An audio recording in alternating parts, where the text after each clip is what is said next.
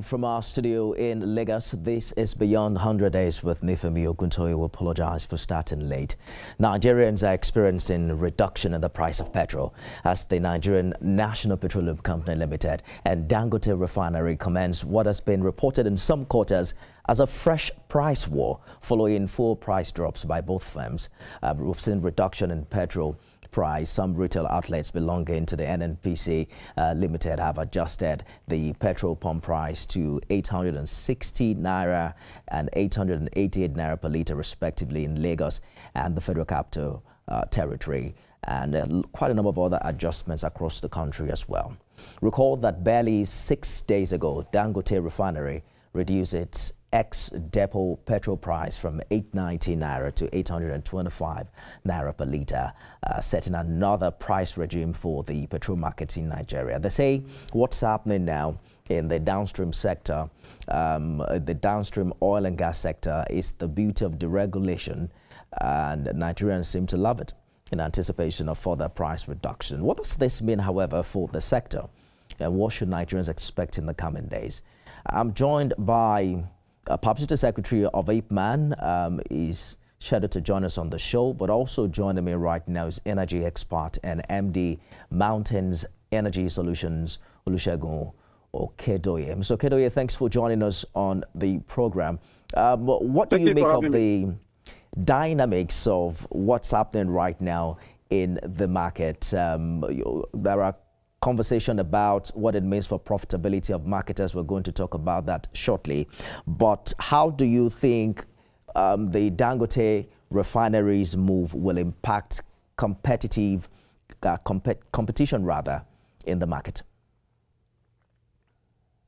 Thank you for having me. Good evening, our viewers. It's a welcome development. If we look at the Dangote Refinery, it's the single largest train refinery in the sub-Saharan Africa. And with the government intervention in it, having to sell the crude in naira, we expect the market forces and the ease of getting product to refine bring about price reduction. In fact, this is a welcome development, and we are hopeful and looking forward to more reductions in the coming year as it is stabilizing.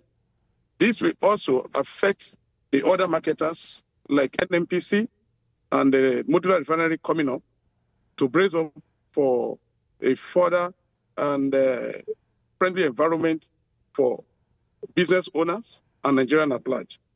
This will ensure that more people have access to the product and stimulate productivity.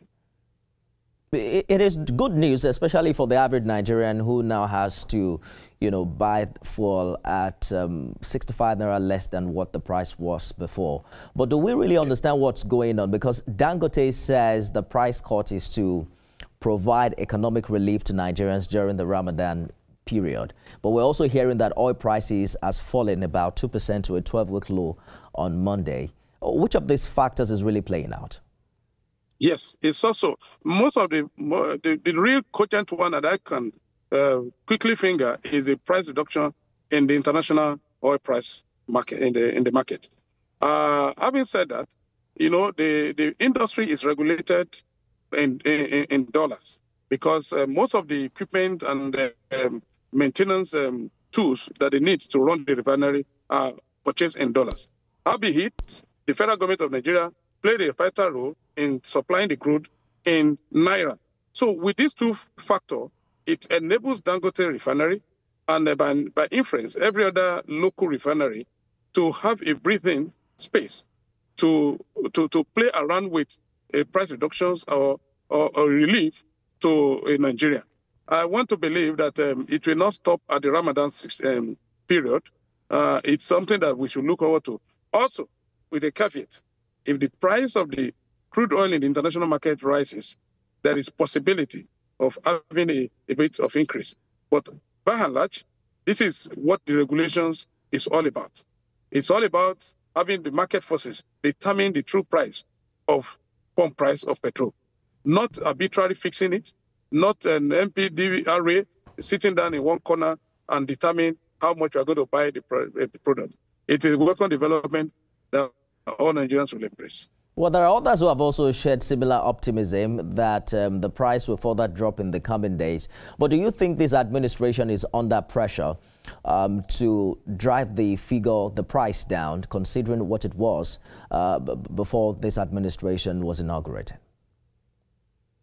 Yeah, it's something like that, because Nigerians are clamoring. If you go to hinterland, where some of us have business interests or family or relative, you will notice that people are groaning under this economic condition. So with all sense of reasoning, every reasonable government should listen to the people and tell the parts to which it will alleviate the suffering of Nigerians or the poor masses, so that the economic stimulations that the government is looking at a short or medium terms could actually be fulfilled if Nigerians are in peace and they have something to look forward to. So they are under such pressure, but not as much as we can think. It is the market forces that is enabling them. No matter how much of the pressure the people can to us give, if the price of the crude in the international market is not dropping, and if it's not getting a friendly business environment from government interventions in selling crude for Naira, it will be difficult for Dangote or any other refinery to do a price reduction, just as what we are seeing. Would you say we've seen the impact of other refineries like Port Harcourt and Warri, and do they stand a chance, relative to a player like Dangote? Yes, they have a chance, although their production capacity is lower, but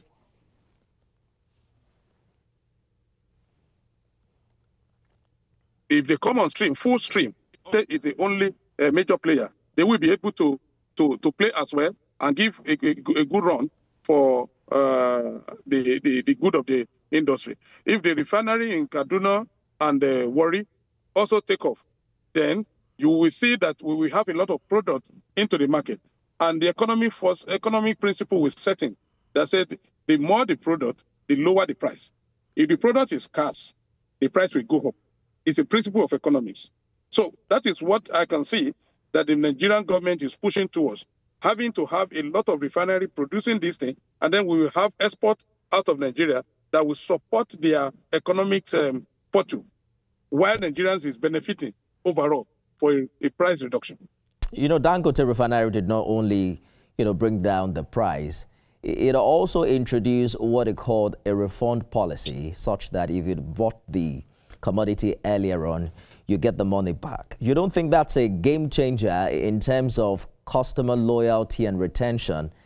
And I'm wondering if you think there's even a fair playing ground for the other refineries in this regard. It's a game changer, and it's a joker being played by the big boys in the industry. That will also put our national oil company on their toe to do likewise and optimize their processes. We need that kind of competition, so that we will depart from era of only NNPC importing and distributing the product. Take, for example, since the Dangote comes on stream, you hardly see petrol scarcity. How will you see it? He has more than enough in the reserve. And they also is selling to the outside Nigeria. So this is a welcome development that even the national oil companies should also devise a means of having loyalty and customer retention. If they continue in this manner, it is healthy for the business community, it is healthy for the economy, and it's also for federal government to realize their SDG, Sustainable Development Goal they are pursuing in the hinterland and in the cities. What impact do you see this have on the supply and demand chain in the industry? Yeah. You can see, like I mentioned in my previous discussion, that when the supply is high, there is tendency for the price to go down. Then the next thing we're going to see is the stimulation for more people to be able to access it and buy, thereby giving more revenue to the producer or the seller. And then in the overall, is stimulating the economic growth.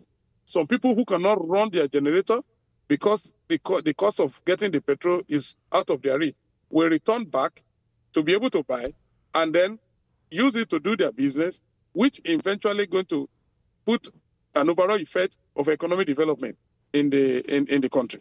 So demand and supply is also playing a role. If refinery in Warri and Port Harcourt is supplying some certain millions of liters a day, and Dangote is having several millions of liters a day, then this product needs to go somewhere. There's a limit at which they can keep it. So their inference, they need to do a market structure, a price that is easily affordable for people, for more people to come into the bracket of having the ability to buy, and then in the return, improve their bottom line and also improve the economic efficiency of Nigerian masses. Are you concerned about independent marketers? Do they need regulatory policies for their survival? Yes, they need. At that moment, I also run a product outfit in Osun State, and I'm following the space seriously. You know, as the farther you are from Lagos or the source of getting the product, the higher the price goes. So this is where the IPMAN and the Petroleum Independent Marketer need to come together and also have a deal that is sustainable for their members to be able to reach their local consumer in our villages and towns.